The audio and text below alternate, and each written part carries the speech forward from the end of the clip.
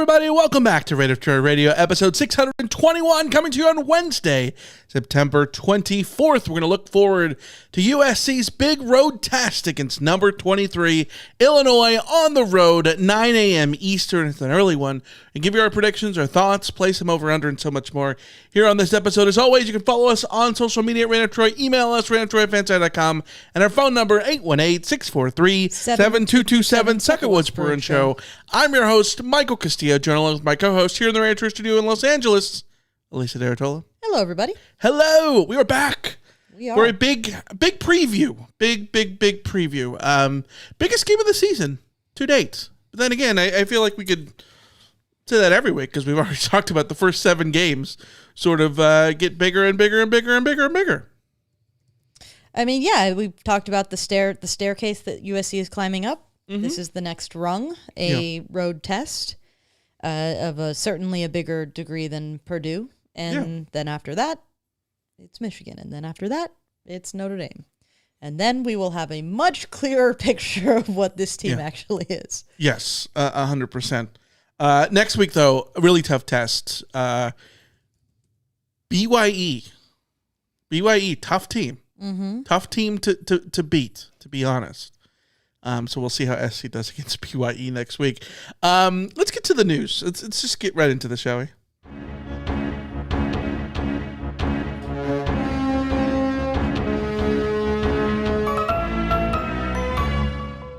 All right, let's talk injury stuff. When last we spoke, we were under the impression that Jacoby Lane was going to be out for some time. Undetermined time, by the way. Now, it could be the same, maybe not. He dressed for practice on Tuesday. His status still unknown, but he did dress for practice. Yeah, but like Prince Strawn dressed for practice, I want to say the week of the Georgia Southern game, and still didn't play. So I'm not really, I'm not going to draw too many conclusions from this. Right. I think the only conclusion you can draw is that clearly this isn't like a long-term, months-long injury that he's going to work his way back from. So I expect him to be kind of questionable for this one, and if he plays, he plays. But I'm not banking on that. Yeah, 100%. We'll see how that goes. The other 2 updates, injury status wise, Elijah Page's status still unknown, and then Alex Graham was back in pads for practice, but he is still unknown as well. Of course, he's been out with an injury since fall camp, so we haven't even seen him yet as a Trojan this year. Yeah, Alex Graham, the true freshman who had basically won the right to replace Prophet Brown once he got injured as the nickel, and then he himself got injured.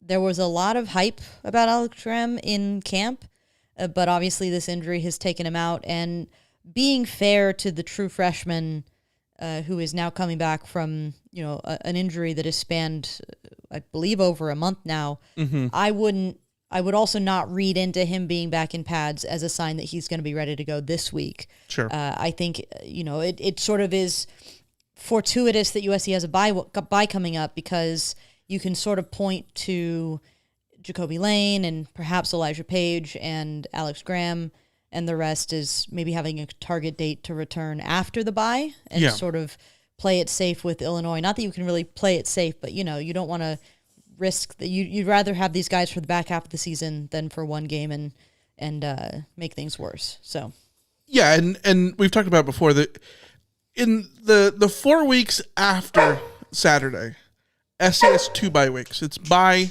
Michigan, Notre Dame, bye.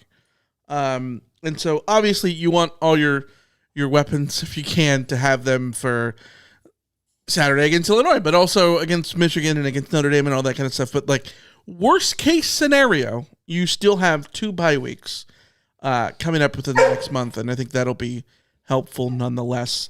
All right, Alicia, before we get to giving you our picks for USC and Illinois and talking it through, I want to tell you guys about my picks for Thursday over at Underdog Fantasy. It's my favorite daily fantasy app.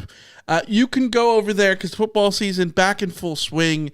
Great place to play with the Underdog Fantasy app. You can play with as little as $1, win up to 5,000 times your money.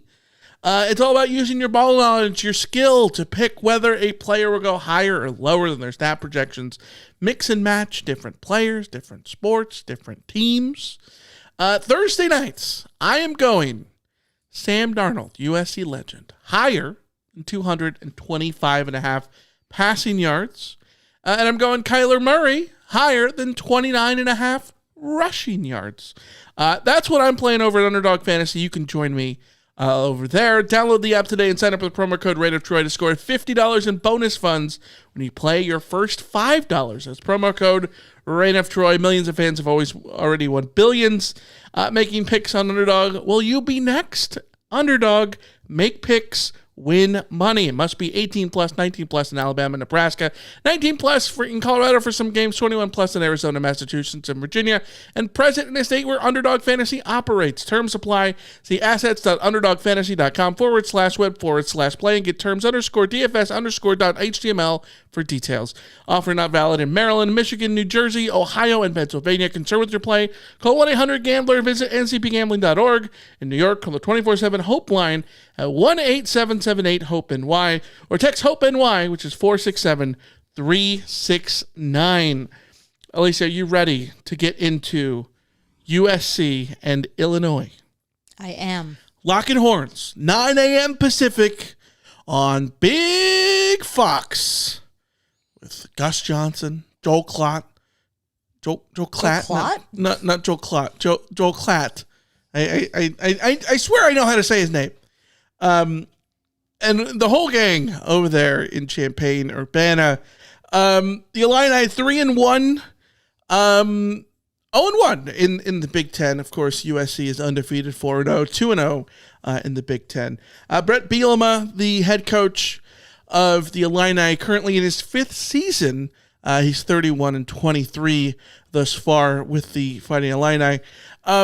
Lisa, when last we met Illinois, it was a Rose Bowl in Pasadena, January 1st, 2008.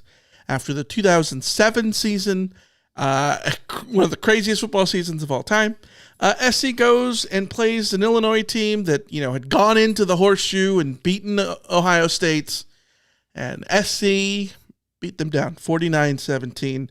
An Illinois team led by Juice Williams, Jay Lehman, Richard Mendenhall, a lot of good dudes on the Illinois team. SC wins 49-17 with the help of a bounce pass touchdown to Joe McKnight's a big earth-shattering hit right up the A gap from Ray Maluga and Juice Williams.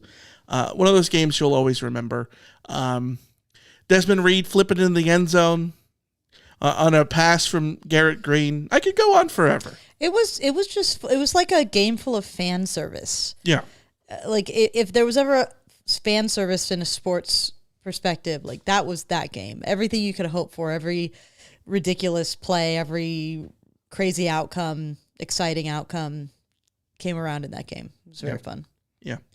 Absolutely. Let's talk about Saturday's game because this is the dreaded traveling east and playing at 9 a.m. game for the Trojans. Luckily, it still is an early game for Illinois. It's 11 a.m. for them, local time. If you're going to the game, it's still going to be an early one. You got to get to Memorial Stadium super early. But 9 a.m. The famous bad example of this, of course, 2015, Stanford. One of the best Stanford teams we've ever seen, right? Christian McCaffrey should have won the Heisman. They just absolutely murdered Iowa in the Rose Bowl later that year. They went to start their season in week 1 at Northwestern and scored 6 points. They had 3.9 yards per play, and they lost 16-6. And I think it burned the idea of how bad it is playing at 9 a.m. into everybody's brain, and rightfully so, right? Like it's hard to reset your circadian rhythm and travel across the country and all those things. They looked like they hadn't woken up that morning. Yeah, like they did not look like Stanford, especially given where Stanford was at that time in college football, right? Like what Stanford had sort of become under David Shaw. So, of course, there are famous good examples. UCLA in 2013 went on the road to Lincoln, Nebraska, beat a number 23 Nebraska team 41-21. 4 years ago, Oregon went on the road to face number 3 Ohio State, beat them 35-28 in the Horseshoe. Those are good things. Since the Big Ten expansion westward from last year, there's been 5 games in which the West Coast teams, the former Pac-12 teams, have traveled east and played at 9 a.m. UCLA lost to Penn State 27-11. I think they were always going to lose that game as number 7 Penn State. UCLA did beat Rutgers at 9 a.m., 35-32. It was their highest score and yards per play of the season for the Bruins. So, maybe 9 a.m. works out. Washington last year played Iowa and Indiana back-to-back weeks.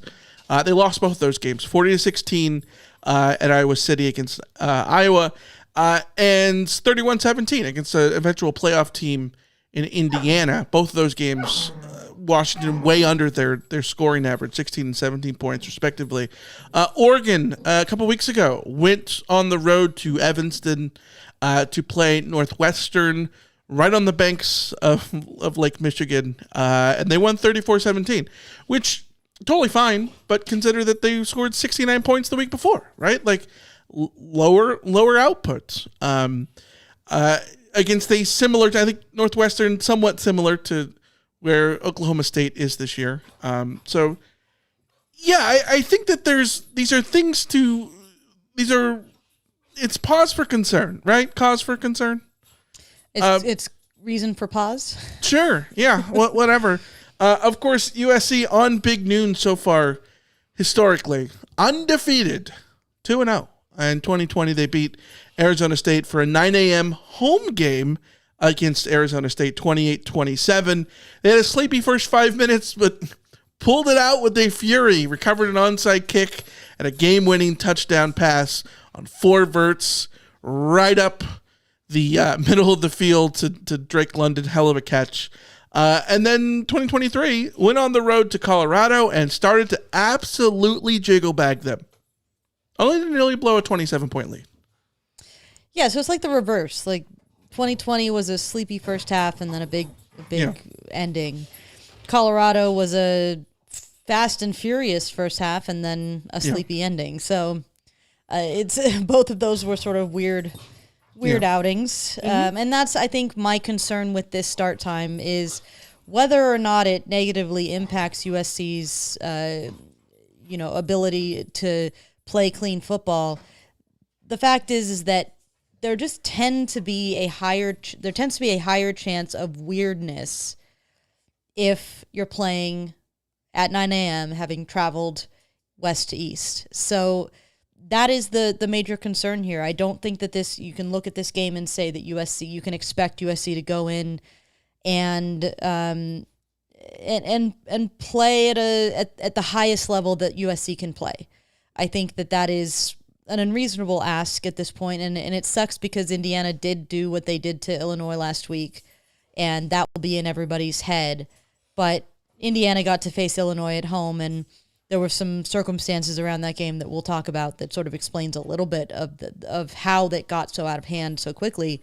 But USC won't have that advantage of being at home and having Illinois sort of fall apart, and also USC comes in with the potential for, this team that you're playing just got beat by, 60 the week before. And are you going to take them, are you going to get trapped by that little piece of knowledge is always a concern. So it just feels like there's a lot of little things sort of adding up to create a little bit more worry.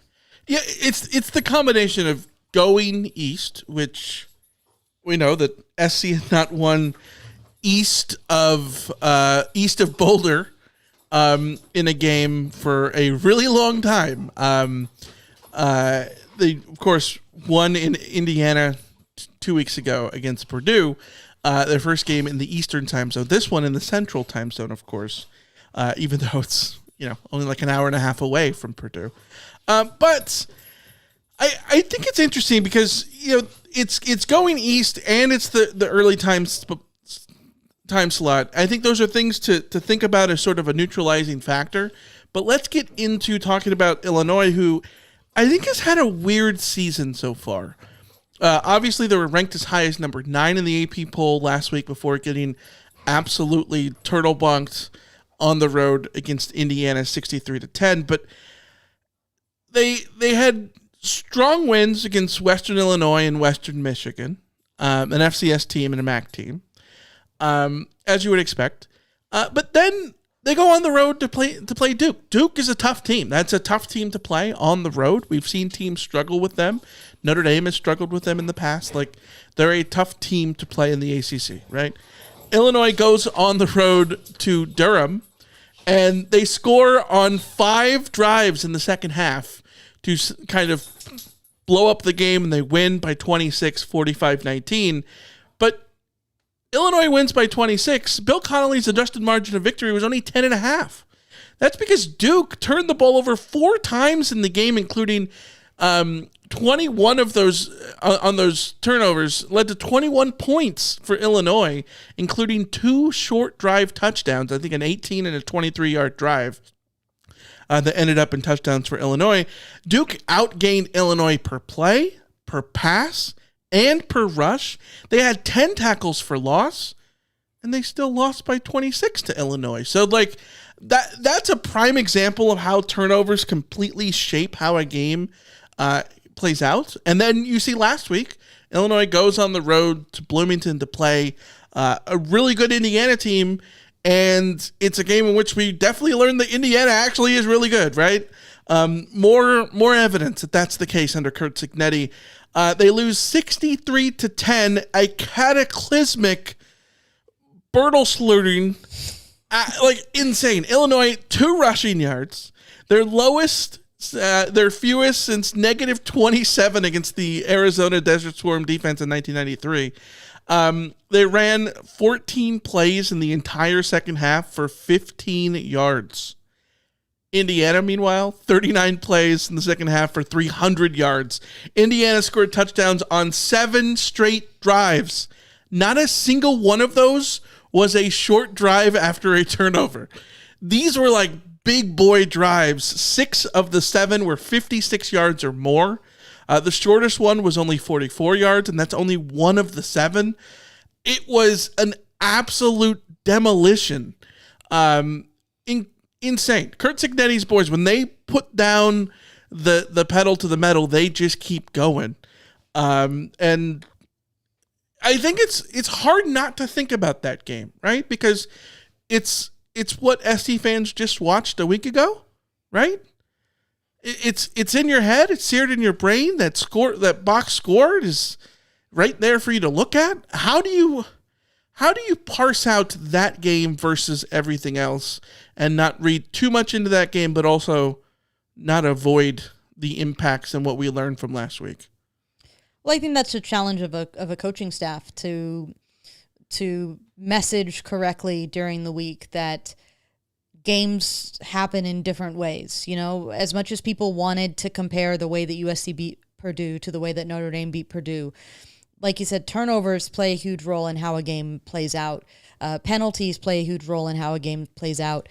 You can have a great performance one week and a terrible performance another week from an individual player that makes a huge difference in how games turn out. Matchups are very different. One team might have a weapon that the other team has no answer for, and the other team doesn't have that. Like, it's not the same matchup for them.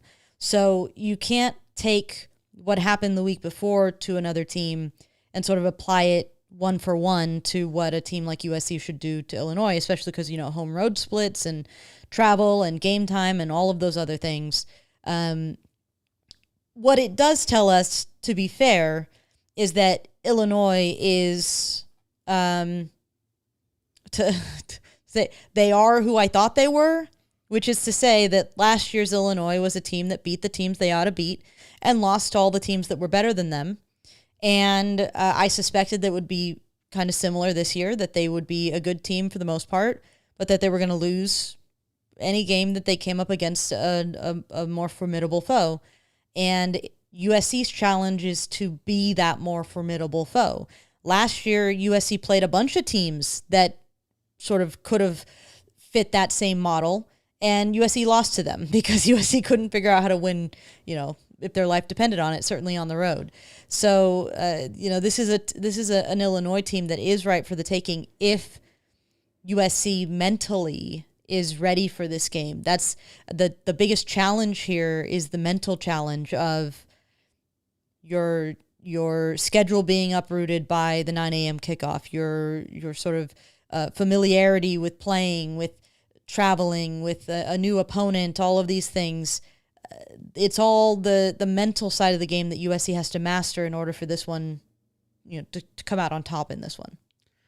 Yeah, I think that's a really good way of putting it. Like, if SC is the team that we hope that they are, right? A playoff team, a team that is truly a contender in the Big Ten from year in and year out and all those kind of things, then this is a game that you should go out and win, right? Like, you look at the metrics. Illinois, 37th in FEI, 58th in FEI defense, 24th in FEI offense, 33rd in Sagarin, 23rd in the AP poll. SC is higher than those in everything, all of those things. And so let's start by looking at the Illinois the Illinois offense going up against USC's defense. Luke Altmaier is the quarterback at Illinois. Third season in Illinois, started at Ole Miss under Lane Kiffin as sort of the backup to Jackson Dart. 27 career starts. Last year, he was kind of like the Big Ten's best of the rest quarterback. 6th in passer rating, 6th in yards per attempt, 6th in rushing yards among starting quarterbacks. Of the quarterbacks who were full season starters, only Indiana's Curtis Rourke had fewer interceptions. He's solid. He's super competent. He doesn't make mistakes. He's mobile when he needs to be. He's not a pure runner. He's not a guy who's going to run for 900 yards in this game. But if he needs to pick his spot, he will beat you with his legs. In a conference with sort of plenty of mediocre quarterbacks, like your Kaliak Manis's, he is far and away better than those guys, right?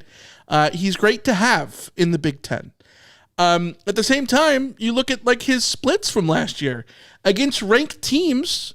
His passer rating was a bucko 7.7. It was 155.3 against unranked teams last year, right? So can you be the team that is ranked, SC is ranked right now, can you perform like the ranked teams last year against Illinois? And then Indiana last week, rating of 134.4 with just a touchdown.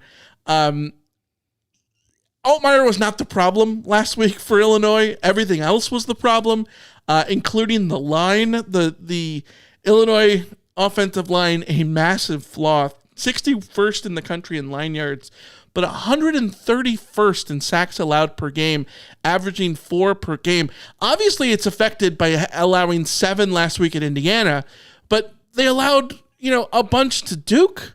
Like, this is a team that is susceptible to giving up a lot of negative plays. 127th in tackles for loss allowed per game. They're averaging 7.5 per game. Both Duke and Indiana, the two Power 4 opponents that Illinois has played, had 10 tackles for loss against them. Meanwhile, USC, number 1 in the country, tied for number 1 in the country with 4 sacks per game. Number 4 in the country with 9.5 tackles for a loss per game. This is a bad matchup for Illinois' offensive line because of that. How do they protect against negative plays? I don't know. They're going to have to figure it out and figure it out quick, especially based off of last week. Then you look at the running game. And Altmaier, like many quarterbacks, you said he's a competent quarterback. He can get the job done. He doesn't make a ton of mistakes.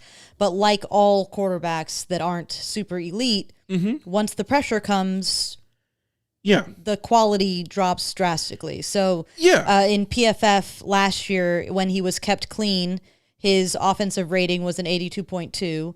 When under pressure last year, it dropped to a 56.0. And this year, it's pretty much the same. Kept clean, 78.5. Under pressure, 45.5. Yeah. So it's night and day. It's night and day for a quarterback like Altmaier if you are able to get into his face and make him uncomfortable. And, in that sense, this game plays perfectly into USC's hands because that is the thing they're good at. Yeah, he's a good quarterback. He's not going to, throw a million interceptions when you get in his face, but he's not going to be effective either. And you need to find a way to make sure that he's not super effective if you're SC's defense. Talk about the running game for Illinois. The rushing success rate was 37% at Duke, just 31% against Indiana. You look at things like sack-adjusted rushing yards, so you take all the sacks out of there because in college football, sacks affect rushing yards. Against Duke, they ran for 152 sacks-adjusted rushing yards. That's good, right? But then you realize that 50 of those came on two 25-yard runs, a wildcat keeper by wide receiver Hank Beatty, and a Luke Altmaier zone read keeper.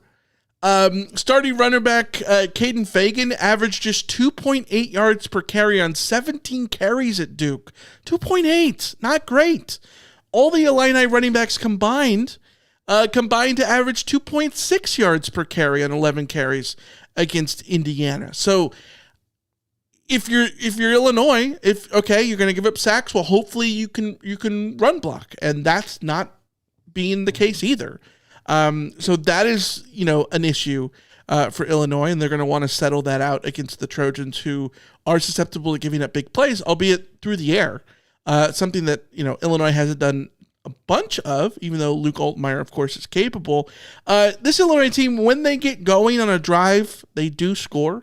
They have a 100% success rate on drives that reach the opponent's 40-yard line, but only 50% overall, which is 43rd nationally. They've been perfect in the red zone against FBS teams. Again, they've only played Duke and Indiana. They turned the ball over plenty all season. They haven't turned the ball over all season. Backup quarterback Ethan Hampton was the only person who has thrown an interception for Illinois this year, and it was at the end of the Indiana game last week. So they don't make a lot of mistakes outside of giving up negative plays. Yeah, and that's sort of the give and take here with USC, because part of USC's problem defensively has been that they seem to bail out other teams with a coverage bust or whatever, so that you can get pressure on 4 out of 5 plays, but at the 5th play is the one where you busted your coverage and they get an easy touchdown, then it all works out for them. Yeah. And I think it's also interesting that you've pointed out the success rate, that success rate on drives once they get going is kind of indicative of what happened to USC's defense against Michigan State with the drive, the penalty drive. Once things start going wrong for USC, unfortunately, it does feel like they have a tendency to lose their composure for the remainder of the drive. And Illinois is a team that can, take advantage of that and can start getting a little bit of a momentum under their belt. Momentum, especially a key word there, because against Duke, that was, a really tight game until they took advantage of turnovers and then scored on their last 5 straight drives, all in the second half, to sort of, blow that game up and take advantage of what they were given, right? So that's what good teams do. And Illinois is a team that is well coached with Brett Bielema. You expect them to not make a lot of mistakes. Trojan Fight in the chat says, I feel like we're going to get a Illinois rebound factor. They will be out to play much better. Remember 2 years ago, Colorado got killed by Oregon, came back, nearly beat USC the following week. Yes. This is why, I think that you need to, you look at the Indiana game, but you also you cannot walk into this game expecting that you're going to do what Indiana did, right? Not because you don't think you're as good as Indiana, but just because, you cannot assume that is what's going to happen and then rest on your laurels and all that kind of stuff. Well, Illinois can go one of two ways. Illinois can be crushed that they got crushed the way that they did, or this could have been the wake-up call that re-energizes them, and this week, they went harder at practice than ever before, and they sort of, somebody gave a speech in the locker room, and now they're all, jazzed up and ready to go. Yeah. That's how college football works, right? The wild momentum swings happen all the time. Talk about the Illinois defense. It's a multiple 3-4 under defensive coordinator Aaron Henry. MGO blog, the Michigan blog, put together a really good schematic breakdown of Illinois for ahead of the Michigan-Illinois game last year. I recommend going to Google that and find it and read it. A lot of stuff there. I'm not going to go into everything, but basically expect a lot of man coverage. They rely on man coverage. They also have a penny front, which is a 5-man front that they'll do in sort of run situations, or a 3-4, but they'll bring down the outside linebackers, or bring in an extra defensive lineman there and give you a 5-man front. So that's something to keep an eye on. They try to force you into mistakes that way. But they will put guys on islands outside. And so that could be something that SC takes advantage of. When you look at the personnel, they had a lot of dudes come over from Wisconsin in the offseason. James Thompson, Curtis Neal, Leon Lowry. These are guys in the front 7 who transferred over from Wisconsin. And then they're big danger men. You got Gabe Akis, the outside linebacker, 4 tackles for loss this year, 3.5 sacks, 12 tackles, and 2 forced fumbles, preseason Big Ten honors. He is their big playmaker on defense at linebacker. But they're without their best corner. Xavier Scott, he's going to be out long-term with foot surgery. He might not return for the rest of the year. We'll have to see how that goes. He's someone who's had Big Ten honors in the past. He was hurt in week 3 against Western Michigan, did not play last week against Indiana so far this season. 1.5 tackles for loss, 2 PBUs. He was their best guy in the secondary last year. And then you add in Miles Scott, who was their star safety, the guy who has the little chip in his helmet, he's that important to this defense. He was ejected in the first half of the Indiana game.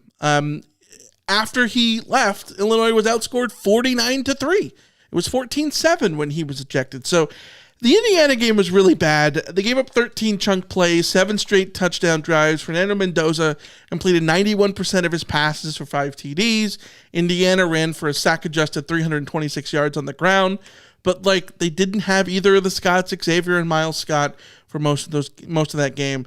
It's hard to parse out if how much of that was a factor, but it's hard not to consider that being a possibility. But either way, Xavier Scott not there for Illinois does not bode well. But let's talk about the defensive numbers here. And this is where I'm going to bring in some sort of tie into last year too, because I think when we think of Illinois and we look at their record, I think it's easy to sit here and assume that this is a well-coached team under Brett Bielema, that they're going to not make mistakes, they're going to play good defense, and they're going to beat a bunch of Big Ten teams beneath them that way, right? And for the most part, that's true. But I think it's easy to oversell the Illinois defense. They're 58th in FEI this year. Last year, they were 57th. And that was with a healthy Xavier Scott, right? Compare that to USC's offense is number 3 in FEI right now. They were 77th in points per drive this year, 67th last year. Again, USC's offense this year, 4th.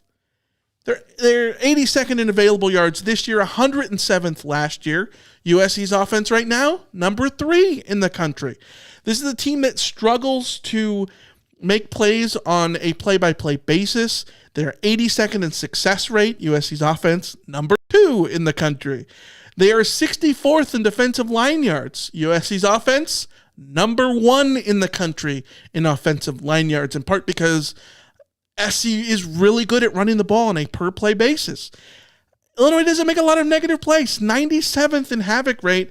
USC's offense, number 15 in terms of limiting havoc plays against them. So you put this all together and you look at what they did last year too. They showed a lot of signs of not being great in Big Ten play alone. 16th during Big Ten play in total defense, 14th in yards per carry allowed, 14th in tackles for loss, 12th in scoring defense. Again, within Big Ten play. For a team that went 9-3 last season, you would expect them to be a little bit better than that, right? Purdue, a team that was god-awful last year, scored 49 points against this Illinois team. Northwestern scored 28 points against Illinois, which is more than it did in the 4 games combined against Washington, Wisconsin, Michigan, and Miami of Ohio. They scored 27 points combined against all those teams, 28 against Illinois. So as much as we can say that, like, Brett Bielema is prepared, he will have his team well coached, and they will be tough, and they'll be ready to punch you in the face, and Bielema is more than willing to sort of, fall into some shithousery and all that kind of stuff. Illinois was not great on defense last year or this year.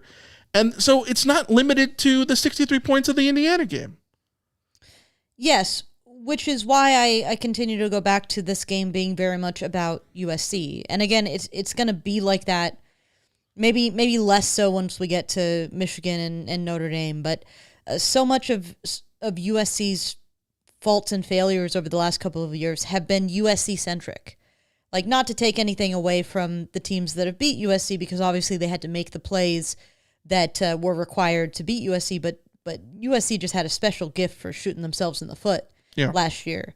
And this is the difference between a team that is ready to compete and contend and be talked about in the CFP discussion, and a team that is still not mentally mature enough to handle things being a little bit off kilter or out of balance. This is the type of game. There are plenty of hurdles in this game, but when you look at the numbers and the matchup, offense versus defense, USC should blow this defense out of the water. If this game was at home, I would be projecting USC to blow this defense out of the water. My concern here is that USC is going on the road against a defense that shouldn't be able to stop them. So how much is USC going to stop themselves? We saw them defensively last week, hurt themselves with penalties. The offense is certainly capable of doing the same.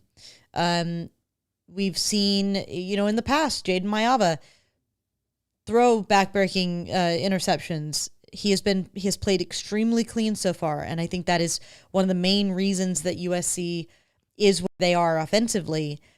He needs to be able to, again, extend this out to 5 weeks without an interception. That would be great.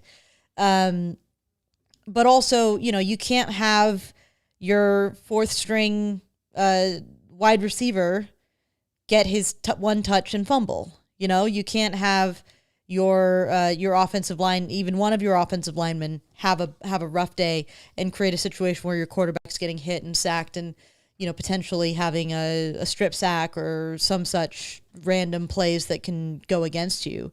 If USC goes out there and plays at the level that we know that they can play, this won't be a problem. If USC goes out there and plays sloppy and has little moments where they're just sort of like off kilter, then this one's going to be a problem. In fact, I sort of predict this to be an all or nothing game for USC's offense, which is to say USC is going to drive down the field and make it look like it's the easiest thing on earth for every touchdown that they score. Mm-hmm. And every other drive of the game is going to be a disaster or just something funky.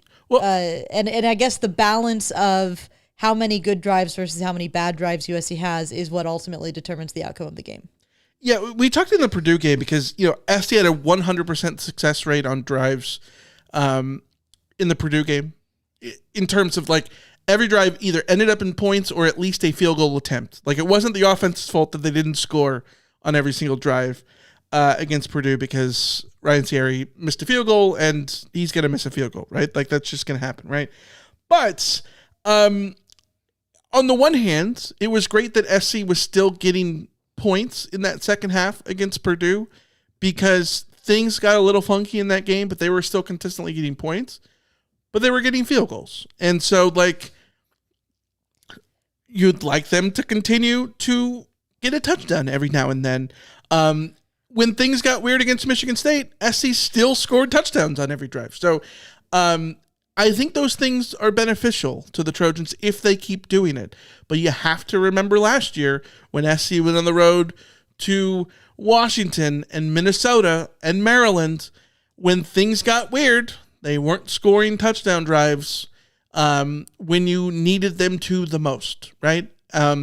Or it was a drive that didn't end up in a touchdown that like caused the things to go awry and go sideways, like you saw against Maryland with the interception, and against Minnesota with the tipped ball that ended up being intercepted that gave the Gophers a lot of momentum, right? So like you put this all together, and if SC performs the way that they have been the last, 4 games to start the season, I think things will go pretty well for the offense if they fall into the trap of, not performing well on the road, looking lethargic at 9 a.m., all that kind of stuff. Then all bets are off, and anything can happen in this game, and we'll see how that goes going forward.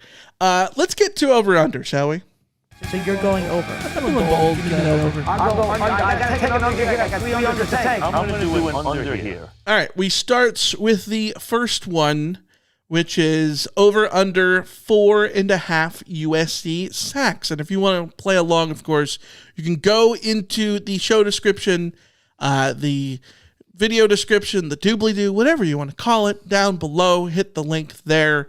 At least if you want to put the link over there in the chat on YouTube, that would be great.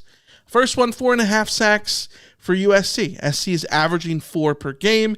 Illinois averaging 4 allowed per game, but the line at 4.5. That's because Illinois gave up 7 to Indiana, and SC had 5 in their last road game in the Big Ten at Purdue. So 4.5 is the line.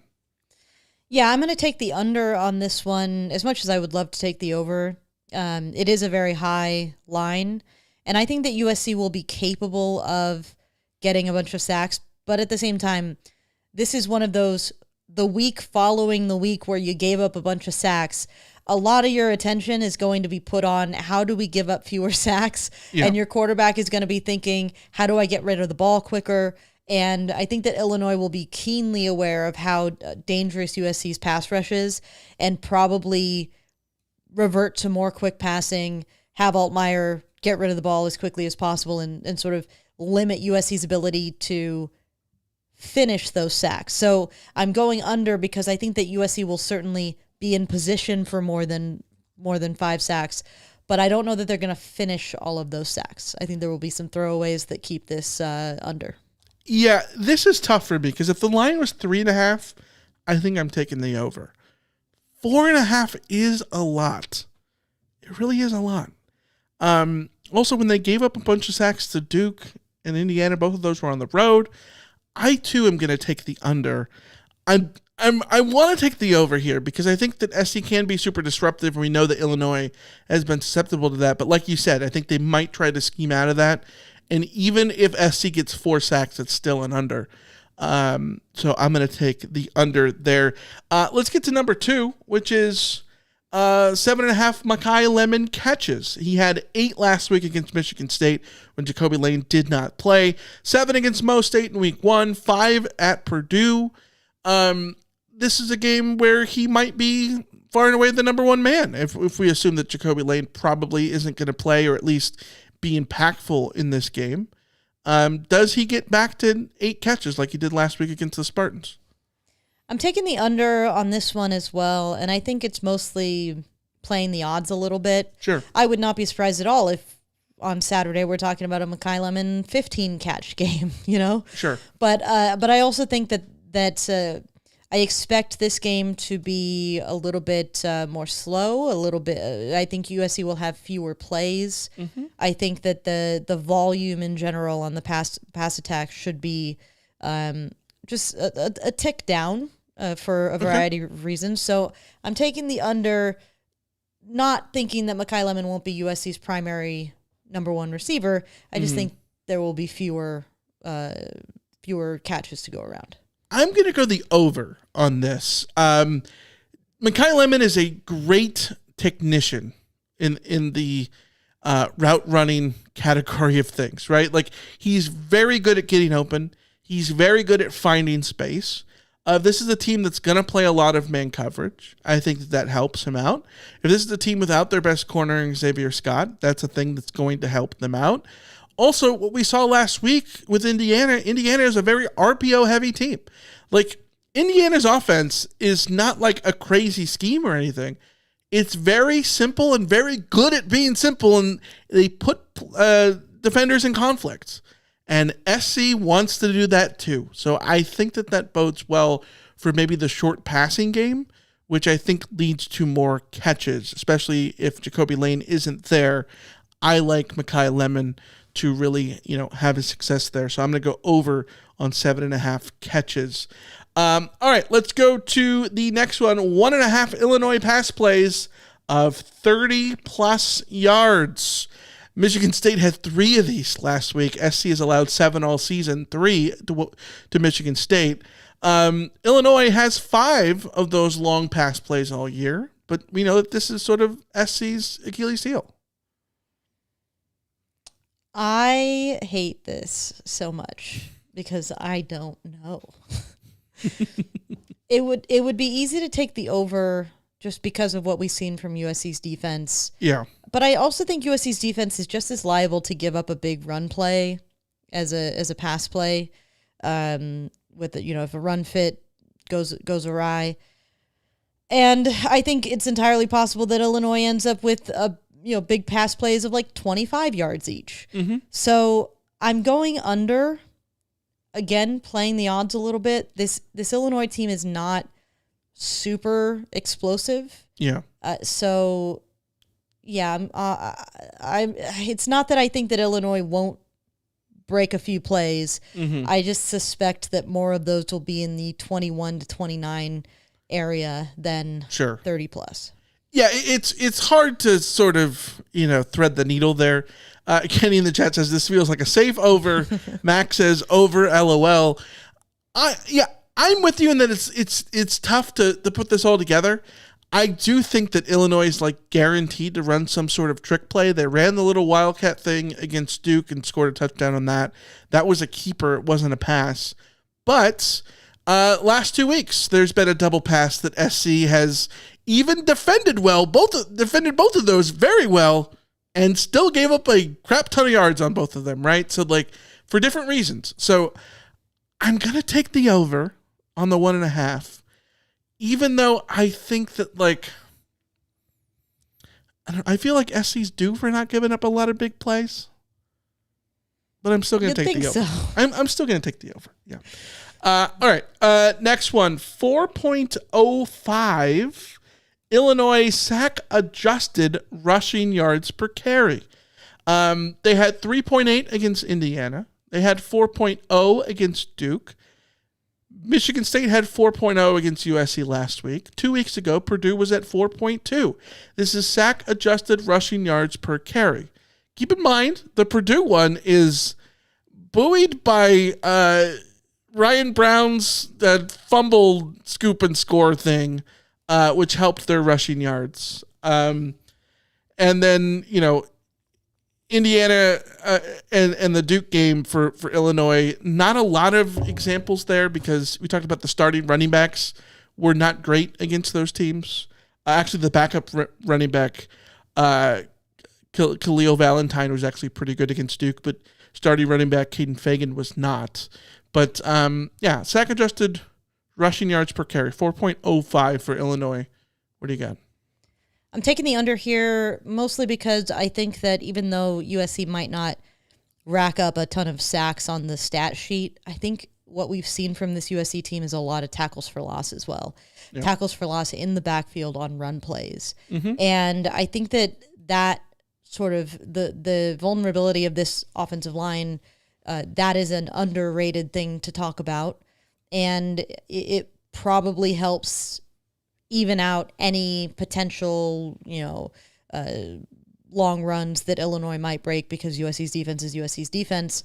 Yeah. This is just this run attack from Illinois isn't great. And I think their average will be, even sack adjusted, will be self-adjusted by the tackle for losses that keep them below 4.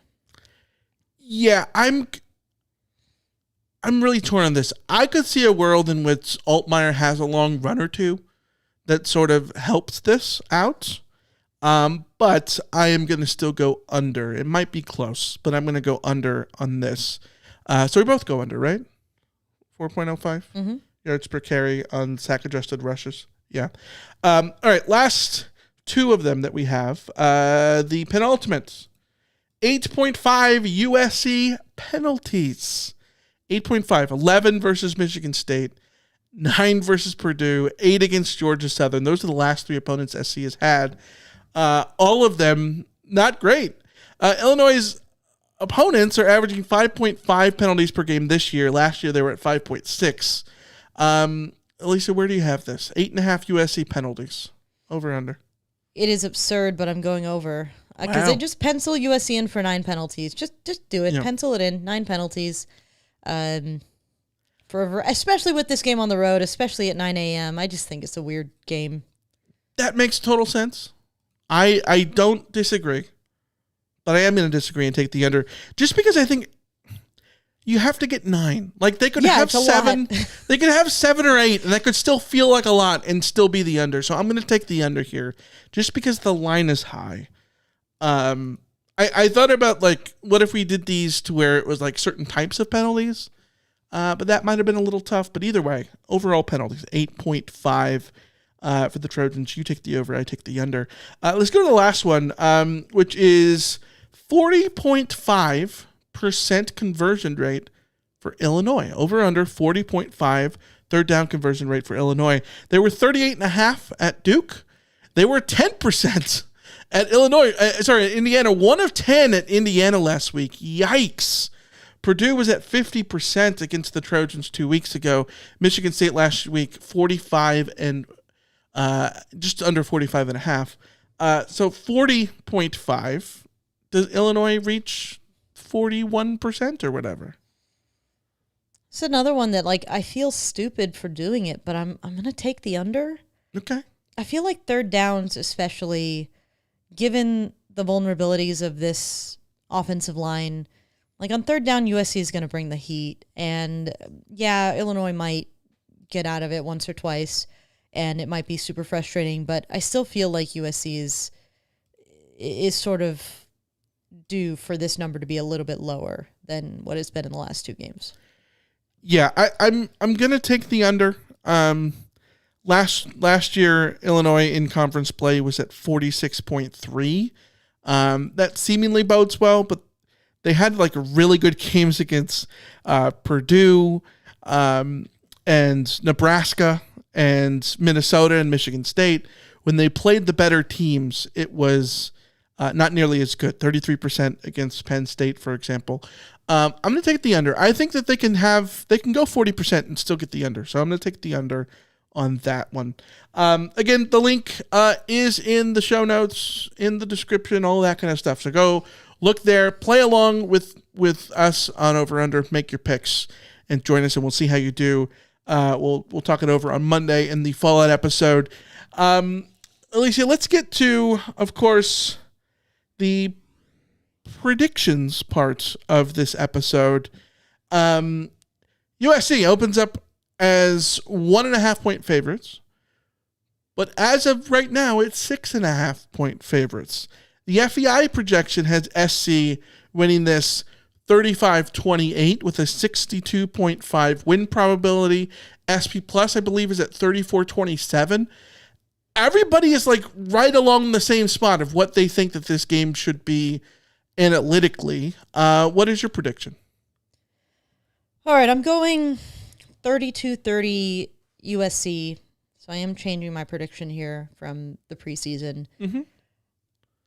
I am doing the thing where I am just going to put my faith in Jaden Mayava. And I'm going to say... I actually think this is a case of optimistic, Alicia. And I'm going to say that this is going to be a close game. The kind of game that we're going to be sitting afterwards in the CarCast saying USC would have lost this game last year. Mm-hmm. And that the difference from this year to last will be that Jaden Mayava engineers the drive that USC needs to secure the win, whether it's the drive to score or the drive to run out the clock or the drive to keep the ball away from Illinois' offense. Mm-hmm. I think that Mayava, I have enough faith in him at this point to get that done. What I don't have faith in is the defense. I think maybe predicting 30 points is a little bit harsh on my part, but it is what it is. 32-30. Yeah. Okay. Don't ask me how. Okay. I won't. 32 is a weird scoreline. Yeah. All right. I put a lot of thought into this. I was literally up into the wee hours putting together all of our notes for our show rundown here. And I go back to this. Illinois last year, these were their Power 4 wins. These are the teams that they played among the big conferences that they won. They beat 5-7 Kansas by 6 points. They beat 7-6 Nebraska by 7. They beat 1-11 Purdue by 1 point, 50-49. They beat 8-5 Michigan by 14 points. They beat 5-7 Michigan State by 22 points. They beat 7-6 Rutgers by 7. They beat 4-8 Northwestern by 3. They did go to the Citrus Bowl, and they beat a really good South Carolina team by 4. That was their best win of the season, I think, by far. I guess you could look at the Michigan game by 14. The state of Michigan, they owned last year. But everything else in the Big Ten, they were all squeakers. Squeakers even against teams that were significantly inferior than them, like Northwestern, Rutgers, Purdue. Illinois against playoff caliber teams the last 2 years. They lost at Penn State 21-7. They lost at Oregon 38-9. They lost at Indiana 63-10. All those games on the road, but they're all against teams who have schematic advantages against them, that have talent advantages against them, that have whatever advantages against them. And when Illinois played those, they crumbled. The only time that they didn't crumble against a team who has more talent than them was South Carolina in a bowl game. And as much as I want to, put the feather in their hat for that win, like, bowl game wins are weird. Mm-hmm. Weird things happen in bowl games. And I know that, like, South Carolina went into that game with a bunch of momentum. They had beaten Clemson and all that kind of stuff. But, like, I don't know. It's weird. But the way I look at this is essentially a redo of last year's games against Minnesota and Washington. Those were road games in which SC was playing well-coached teams who were competent, with experienced quarterbacks, and SC should have won both of those games, even with a flawed offense. SC this year is cleaner. And you look at Purdue and you look at Michigan State, those are two games in which I think that we all think that if they don't lose those last year, they at least are pulling them out by the skin of their teeth. And those are two games that SC won somewhat comfortably. One of them they cover at Purdue. The other, they didn't cover, but it was nearly a cover at Purdue. They won by 17, 16 points at Purdue. And then Michigan State, they win by 14, albeit it's a backdoor cover for Michigan State at the end. Those are two games that SC did not capitulate despite things getting weird. They responded. I look at all the numbers. I look at all the matchups. This is the game that SC has the advantage literally everywhere. The only place that SC does not have the advantage in this game are the intangibles. When you look at 9 a.m. on the road and it's a road game under Lincoln Riley, and Lincoln Riley has struggled on the road, especially last year. Look at all those games: Minnesota, Maryland, Washington, Michigan. But I think they've at least turned a little bit of a corner there. Maybe I'm buying too much into the last 2 weeks. Maybe that's fair. But I have SC winning this game comfortably, 34-20. Maybe I'm naive. I would love to watch that game that you're discussing. I'm just saying, like, I'm here for it. If SC is truly a top 15 team in the country and a contender in the Big Ten, then this should be a game that they should win comfortably, because Illinois, when they play teams who have a talent and schematic advantage against them, Illinois ain't great. Well, and this is such an interesting litmus test as a result, because like a close win or a loss sort of puts USC down back in that seven, maybe scraping for 8 wins, kind of level of team, and a comfortable win puts USC up in that. Well, now we can actually start talking about 10-2. No, I think so. But having said all that, my opinion on this game, given the 9 a.m. of it all, is I have been saying for 4 weeks now that I'm not going to say a win is a win and judge this team based on just that, just, win and advance and move on, whatever. That changes for this game. A win is a win. I don't care how it's done. I don't care what the margin is. Yeah. I don't care if it was ugly or pretty or anything. A win is a win. If USC gets out of Champaign with a win, that is a huge, massive, enormous step in the right direction. And yeah, if it's close or ugly, we might still have questions about what they can do against Michigan or Notre Dame or whatever. But like, I'm at the point with this team where you can't be choosy at some point. Beggars can't be choosers after last year. Especially when after last year, all those games that SC should have won that they didn't. And also, as our friend Kenny pointed out earlier in the week, like, SC has not won a true road game against a ranked team since, drumroll please, the Washington game, 2016. Yikes. And there's a lot of ranked teams in there that SC probably should have beaten. Michigan last year was a ranked team that they should have beaten. And they just slayed the beast of the Eastern time zone thing.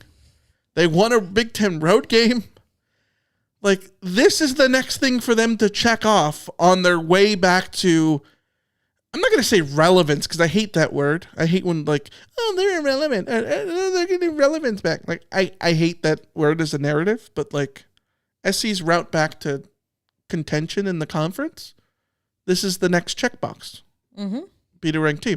Albeit, if you beat them, Illinois is not going to be ranked next week, or probably for the rest of the season if you beat them. So no, but Illinois is still, like, I think your comparison to Minnesota and Washington is perfect. Top 40 team. They're a top 40 team. Yeah. They're outside of that elite or great or potentially great or good tier of the Big Ten, but they're right there. This is a decent team that will have a decent result for the season. Yeah, and USC lost to all of those teams on the road last year. So yeah, and I think Luke Altmaier is a good quarterback, but as we saw against Indiana last week, he doesn't have to be bad for them to lose.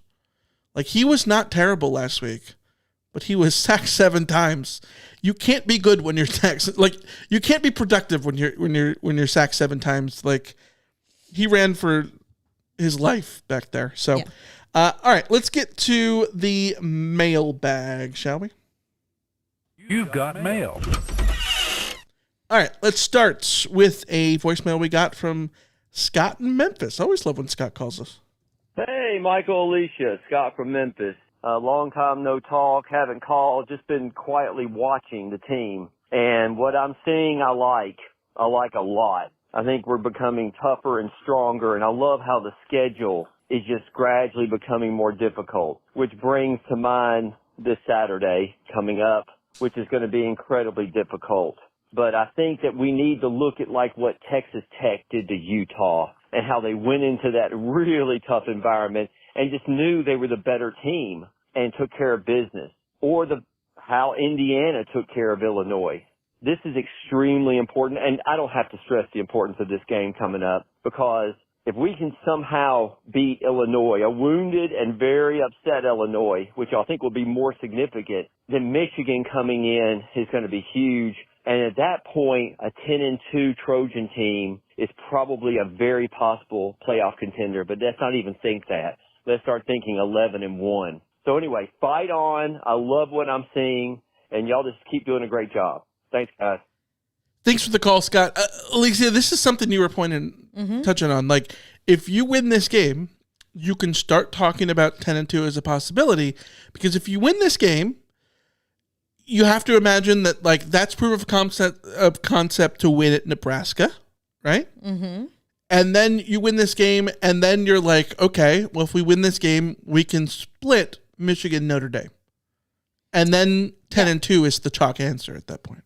Yeah, absolutely. And I think that's a big change from where USC was early on. And I think a lot of that has to do with as I've said earlier in this episode, the rise of Jade Mayava as a quarterback, the development that he's shown. I mean, we talk about this all the time, that you can get sucked into a trap of thinking that this is a video game and players get experience points over the offseason and they automatically get to dole those out and be better and see their rating rise. But it doesn't actually work that way. That's not a guarantee. So we try not to sort of assume that all the time. But sometimes you do get guys who do get a lot better over the offseason and who do get those experience points and who do raise their level to the degree that Mayava has. And obviously hasn't really been tested yet. I don't know that this test is a test of playing a good defense so much as another test of playing well on the road. Which he sort of, he passed against Purdue. He was really good against Purdue, except for like 2 drives where he tried to throw 3 interceptions. But for the most part, I thought he was good against Purdue. So if he just sort of mentally repeats that performance against Illinois, I think USC will be in a pretty decent place to go ahead and win this game. And if Mayava is in that place, then that puts USC in that place. And then we're talking about a Mayava that could beat Michigan.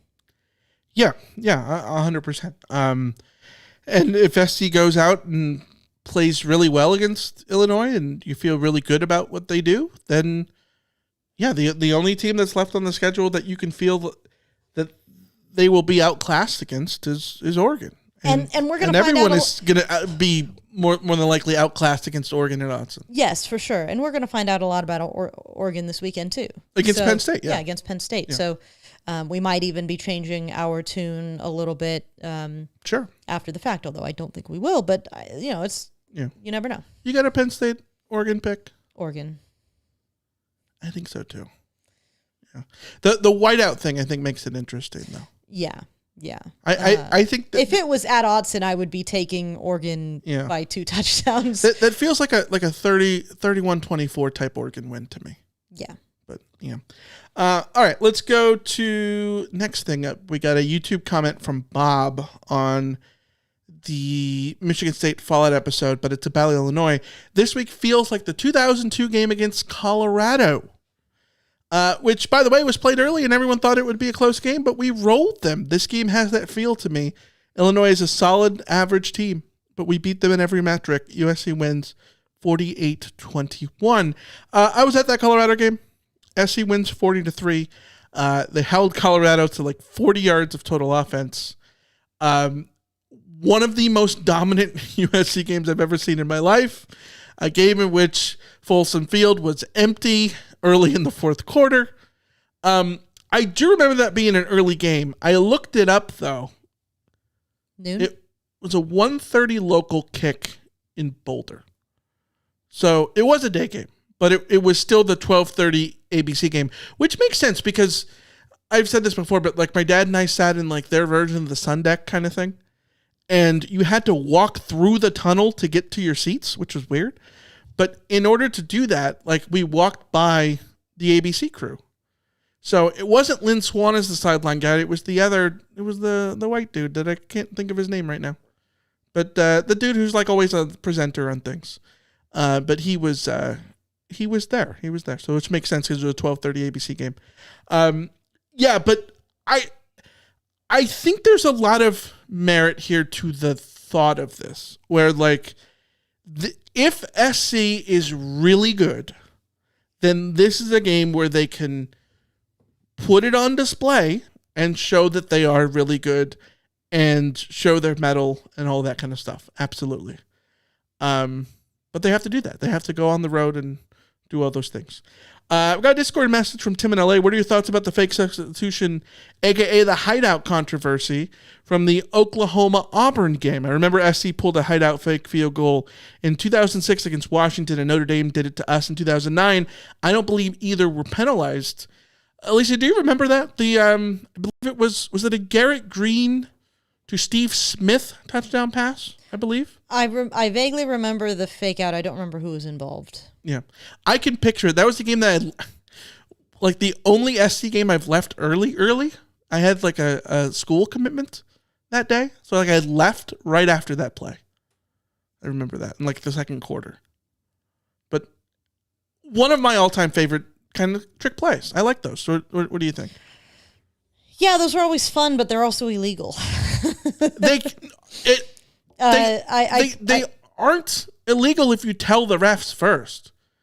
Like the whole key of those is you tell the refs, we're going to do this. No, the SEC came out with a statement and said that it was improperly interpreted. Oklahoma did tell them beforehand, so they did what you said, but the SEC said that the rule book states no simulated replacements or substitutions may be used to confuse opponents. No tactic associated with substitutes or the substitution process may be used to confuse opponents. This includes any hideout tactic with or without a substitution. The officiating crew did not properly interpret the action as a hideout tactic. If properly officiated, the second down play should have resulted in a team unsportsmanlike conduct penalty of 15 yards assessed from the previous spot. Okay. But as far as I'm concerned, if you tell the refs and the refs didn't think that it was weird, then that's on the refs.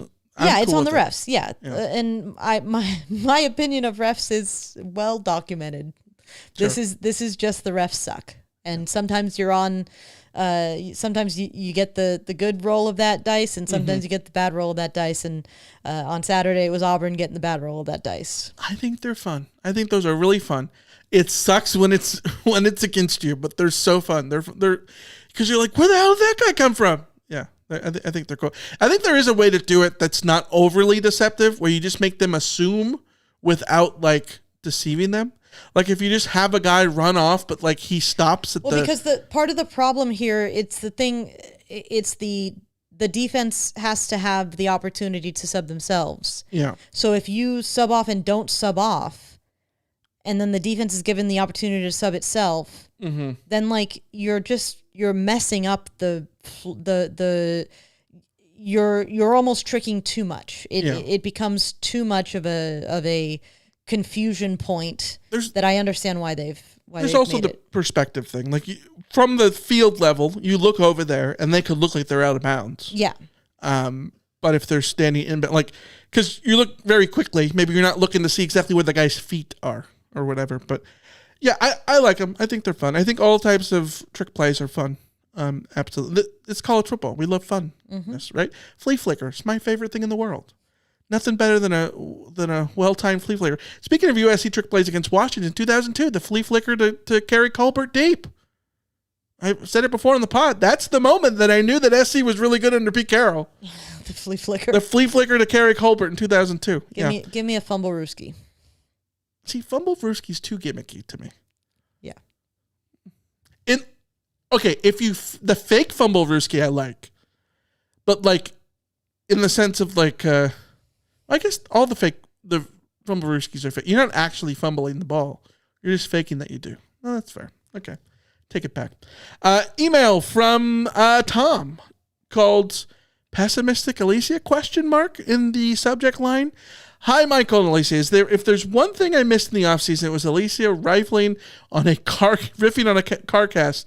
I have to say, though, while there are some things to be down on the defense after the last two games, I think there might be a little too much negativity. I can't help but wonder if the abysmal year the front seven had, what we're seeing this year is the pendulum swinging a bit too far the other way this year. Getting after the quarterback sometimes takes a level of aggressiveness that could get the team in trouble with the refs. Let's also not forget that in the past 2 games, they had 2 back-breaking penalties on 4th down. What do those games look like if they're not too aggressive trying to block the punt? Last year's team loses that game at Purdue, especially given the circumstances. In some ways, this feels like the inverse of the year when the defense created a lot of turnovers early, only having to have that trend reverse on them for the rest of Grinch's time as defensive coordinator. Became apparent that the offense had to make up for the defense. Maybe I'm wrong, but I have more patience if it seems that that correct process is in place and there's a few easily identifiable things to clean up. Or maybe I'm just particularly in a positive mood because I'll be in Southern California for the next couple of weeks, surfing in my old spots, hiking and gorging on myself on my favorite Mexican food, all while getting away from this oppressive humidity. I don't disagree with your assessment that's given that the talent and coaching, there is no reason that this shouldn't be a playoff team that's top 4 in the Big Ten. But I had this team at 8-4 or 9-3, and my feelings haven't changed much. The difference between that and 10-2 or 11-1, all the ingredients are there except for consistency. Something that the program has lacked for the better part of 15 plus years. Hopefully we get there. And at a minimum, if the season is good enough to keep the top recruiting class together and keep building momentum, and if we happen to make the playoffs this year, well, that's the cherry on top of a successful season, in my opinion. Fight on, Tom in the Cayman Islands. It's a great email, Tom. Thank you for emailing in as always. I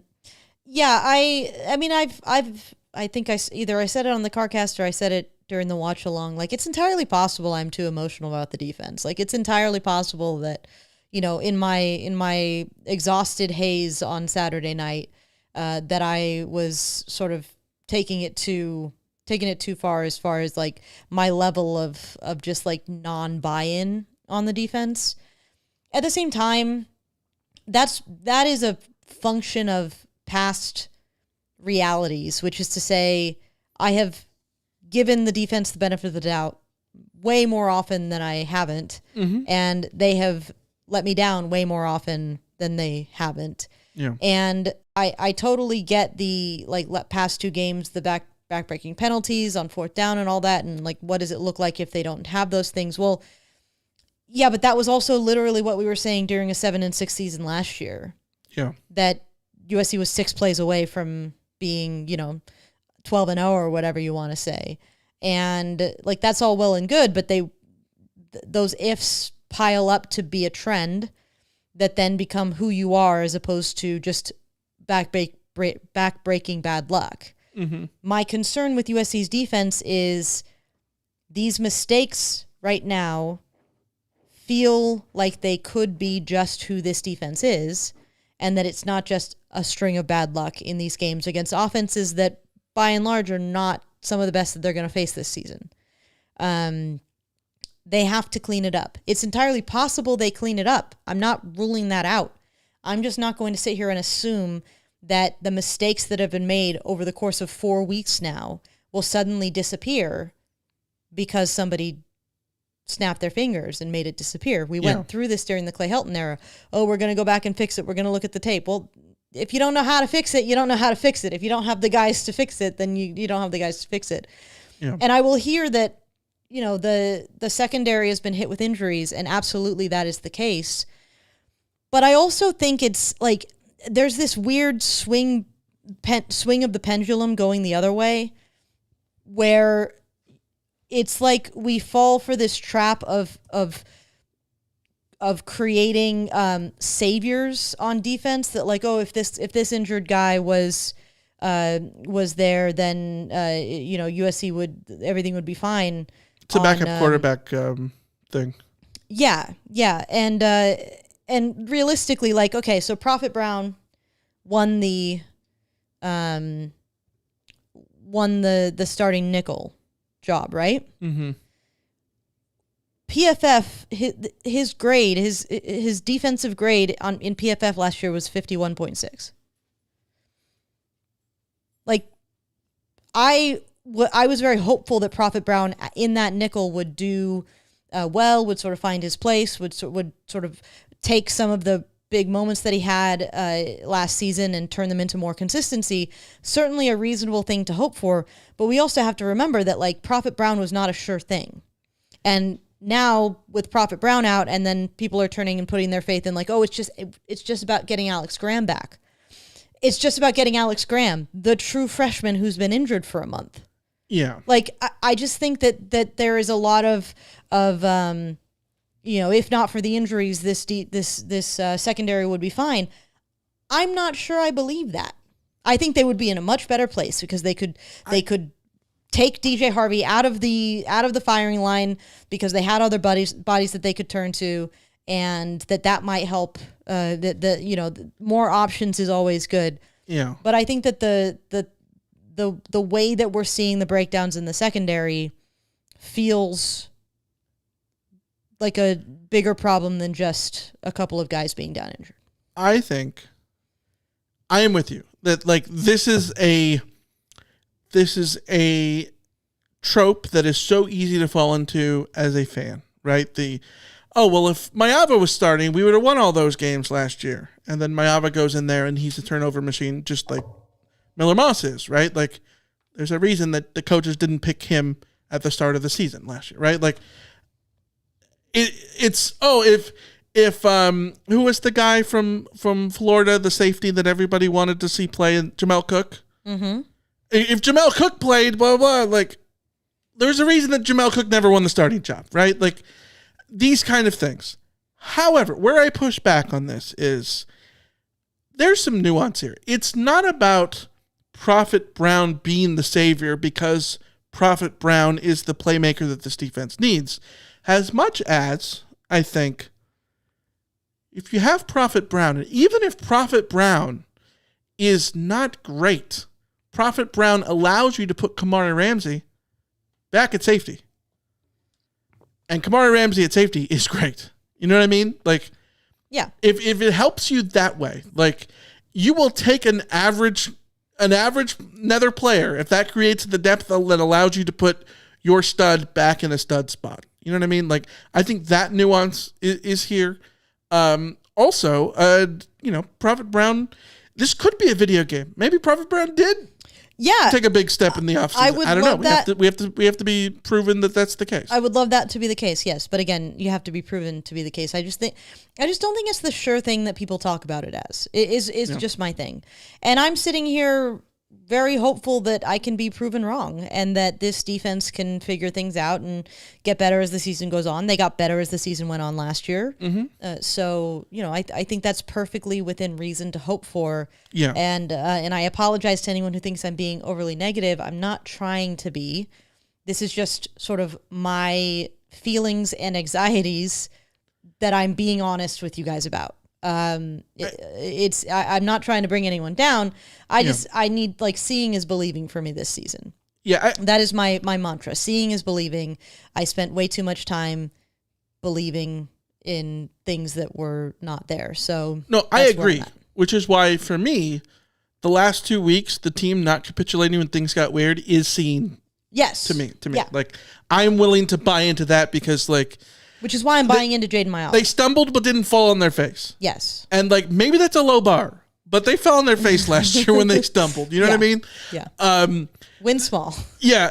And the other thing to mention here is like last year there was a lot of but there were X amount of plays from being X and O, right? Or X and 1 or whatever however you want to put it, right?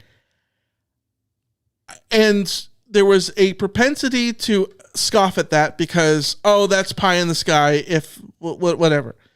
But we kept making the point of like, yes, you can scoff at it, but also you have to understand the context of that about showing that like the standard should be high because SC was that close. And if they make those plays, they are the team that everybody wants them to be. They have it in them, right?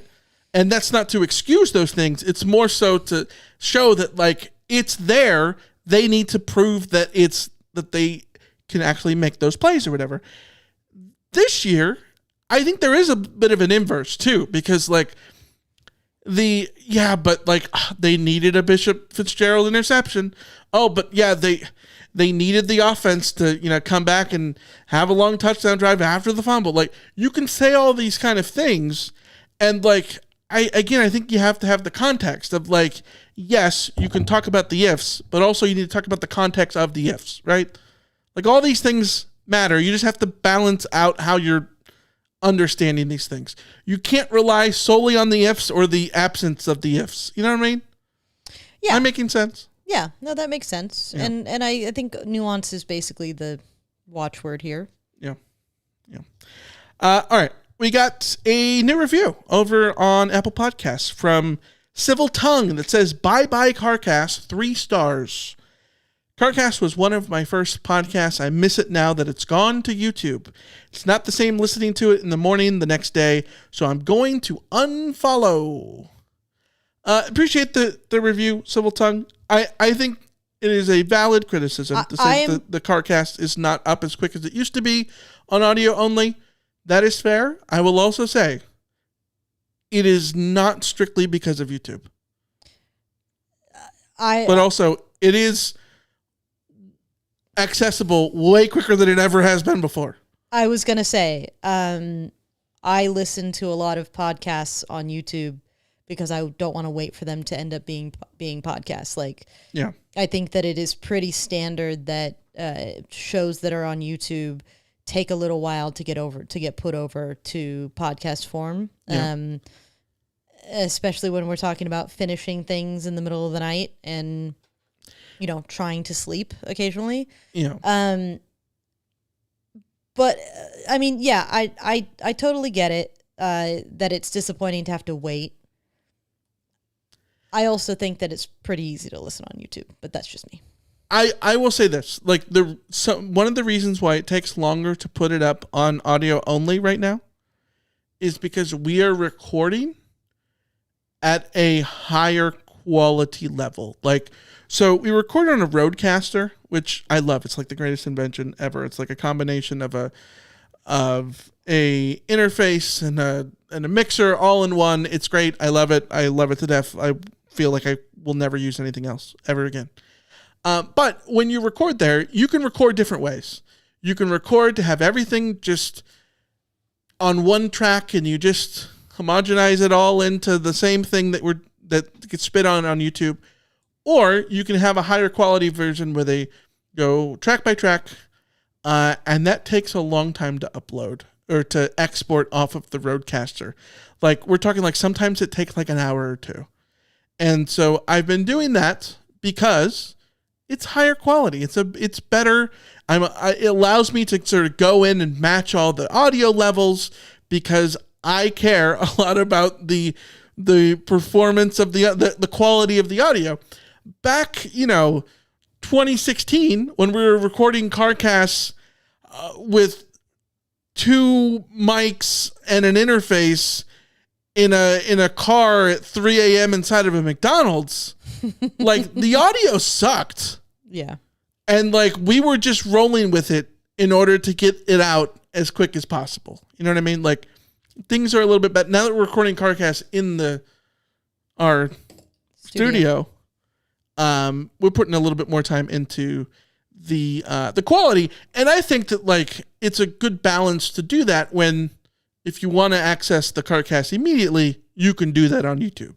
Yeah. The quality on YouTube, I think, is good. It's not quite as good because the audio isn't completely balanced 100%. Like, it's not the audio version is the remastered version. Yeah. If anything else. So. Speaking of quick turnarounds, we've got a couple injury updates for those who have stayed late. Do we? Okay. Hold on. There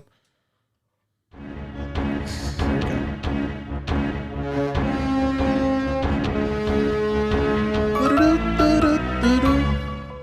This is from Chris Trevino of 24/7. We love Chris. USCfootball.com. Great friend of the pod. 2 minutes ago, Lincoln Riley said senior DB Prophet Brown is progressing, but still, quote, several weeks away. Okay. They are exploring a medical redshirt if it gets to that point. He also said Alex Graham is progressing at a faster pace and is maybe even a little bit ahead of his recovery timeline.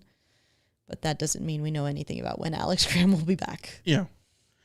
maybe that bodes well for Michigan then, especially with the bye week. Our thing about the bye week potentially buying some more time.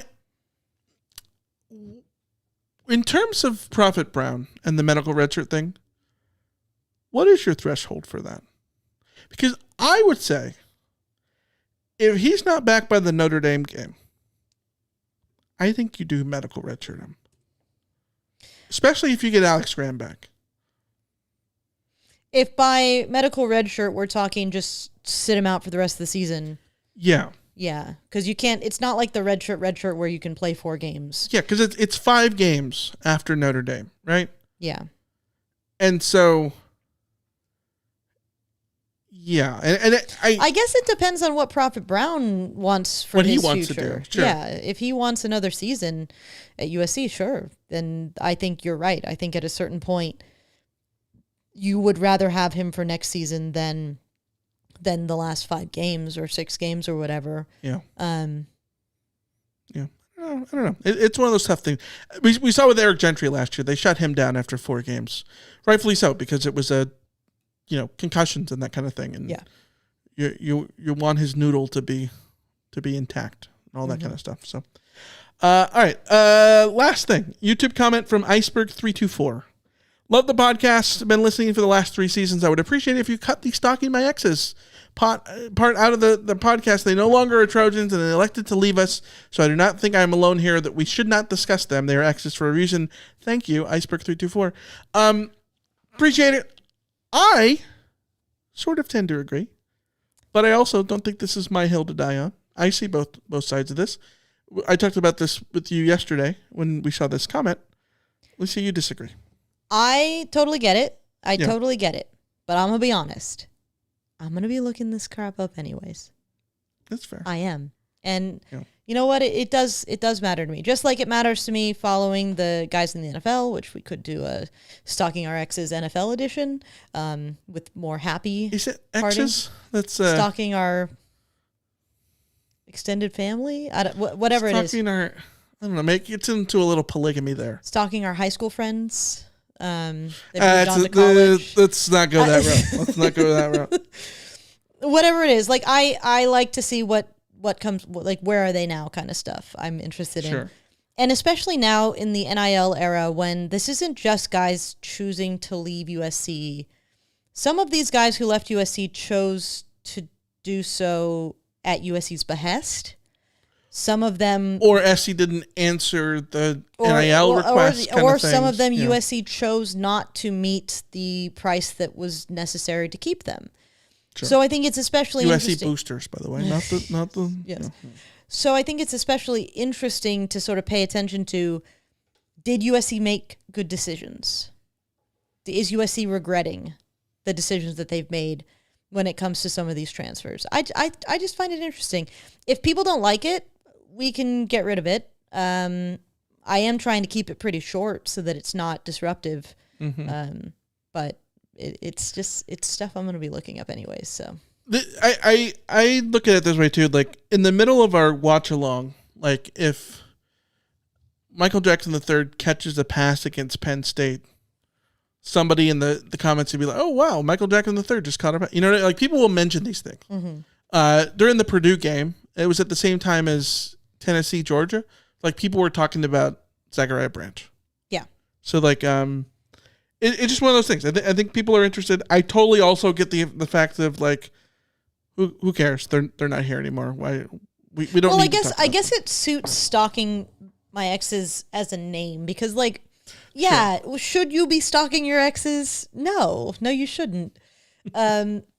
But do people do that? We need a burner account, right? I mean, do people do that? Oh, is that my problem? I should have a burner account so Maybe. that it's not clear that I am stalking USC's exes? Yeah, don't watch their Instagram stories. Yeah. To be fair, I am way more interested in stalking USC's exes than my own. So there you go. Yeah, and who knows, if this podcast gets weird, maybe I'll be stalking my exes. Yeah, we'll see. So there you have it. Thanks for listening. We've gone an hour and a half. We've talked plenty about SC in Illinois coming up to you on Fox, 9 a.m. Big Fox. We'll be doing our watch along as always. So join us. Join Alicia there. I'm the random producer who randomly chimes in during the watch along. It's Alicia's baby. She's the star of the show as she is of the podcast too. So come watch. It's my baby, and I haven't done the cut up for it yet. Yeah, for the Michigan State game. Yeah. At this point, I think we might be a little skipping late, that. yeah. Yeah. But yeah, head over on at 9 a.m. if you can and watch that. With Alicia, Max it's says super fun. breakfast cast. Am I gonna be doing the watch along with a bowl of tricks? No, I will not. I Girl breakfast. Yeah. girl breakfast. Yeah. I didn't realize how self-conscious I am about eating on camera until I thought I was going to eat my dinner on camera during, and then I took one bite and I was like, nope, I'm not doing this. Nope, I will wait to eat. You ever had a meeting with somebody who was eating?